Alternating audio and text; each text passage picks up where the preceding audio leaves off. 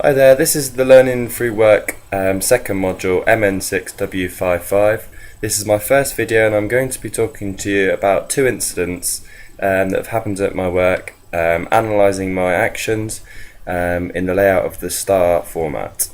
The first incident that happened at a workplace, which is the Dorset Wildlife Trust, where I'm operating as an admin, finance and fundraiser assistant, more specifically if I can, helping doing HR, which is a career that I want to pursue when I'm older. The first incident that happened was that my boss, Brian Blees, asked me to move a couple of boxes from one storage room to another while he was setting up HR program Sage for me. So I went to move to the boxes from one room to the other, and when I got to the other room, I found one of the wardens there who wasn't very happy with me at all, that I'd moved the boxes from here to here. You could tell he was really distressed by it, and that was the specifics of what happened. So my task was to try and to explain to the warden that Brian had asked me to move the boxes to here, that it was actually one of my instructions, and I had to try and persuade the warden that it was the right thing to do for me. I was explained to do this, and if he had an issue with it, he should speak to Brian. So the action that I took, I was really relaxed about it. I didn't stress out. It was my first day, but I didn't stress out. I explained to him that I'm really sorry of what had happened, that Brian had asked me to move the boxes from one room to the other. I carried on apologising time and time over again, and just explained to him that maybe he should speak to Brian himself instead of through me, and just try and sum up to Brian what had happened, why it had happened, and try and get a sort of resolvement over the issue. And the resulting factor was that he actually did go to Brian, took my advice, he went to Brian, and it turned out that the boxes that had been moved, the warden accidentally thought they were different boxes, and when he found out the boxes that I did move were the right ones, he apologised to me because he found out that actually I had moved the right boxes and not the wrong ones, and I accepted his apology and just explained that it was just one of those things. It was my first day, and it was a very nerve-wracking experience. I'd never met anyone there before, but I thought I reacted quite well. I was relaxed at all times. I spoke to him in a nice way, a nice manner, even though inside the way he was speaking to me wasn't very nice at all. But I knew A, it was my first day, and B, he was in a position of a lot higher than me, so I had to respect him. And I was very, very comfortable. I didn't stress. I spoke to him nicely as a human being and just explained to him that maybe he should speak to someone else who was in a higher position than him and myself, who could help to resolve his issue. The second incident that happened at my workplace was I was working with one of the fundraise managers. I got a call when my boss was out of work.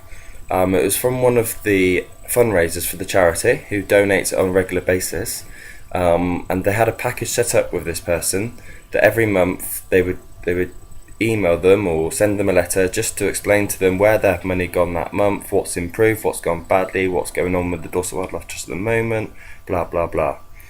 That month the customer hadn't received anything from the Dorset Wildlife Trust, and again she was very unhappy about this. She repeatedly said that her money had been received and part of the deal on our end to notify of what's going on in the organisation hadn't been done. She said she'd left it for 5 days over the original date of when it's usually received, and again nothing had been received.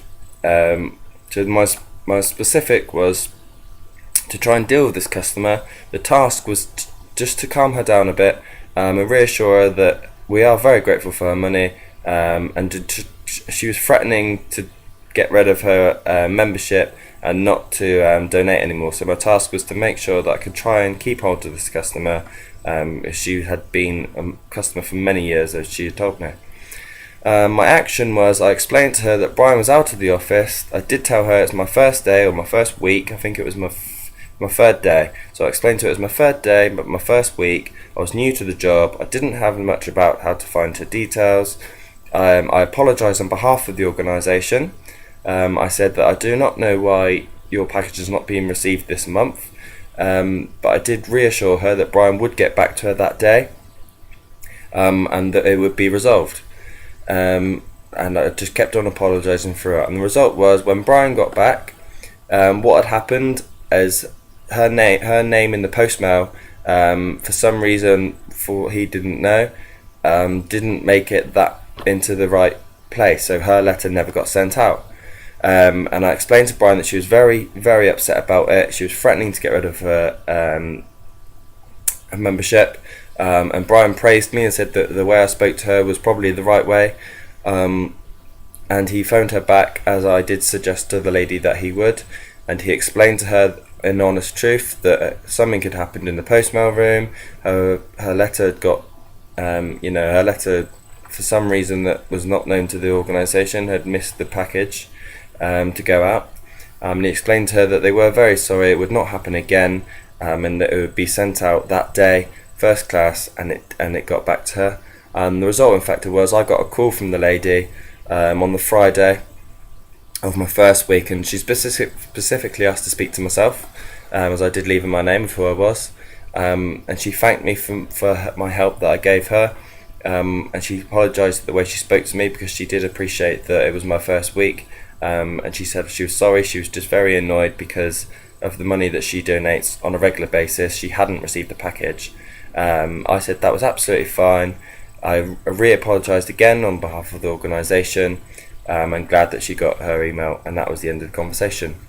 In this instant, I felt I dealt with the manner well. I remain relaxed, confident, and just, I think you've got to deal with these things as more as a human being. She's a person, we're a person, just to communicate with them and to get your point across. These are my two incidents, and in both, the only way I think I could have improved was to get more of an efficient in time-lapse problem solved. Thank you.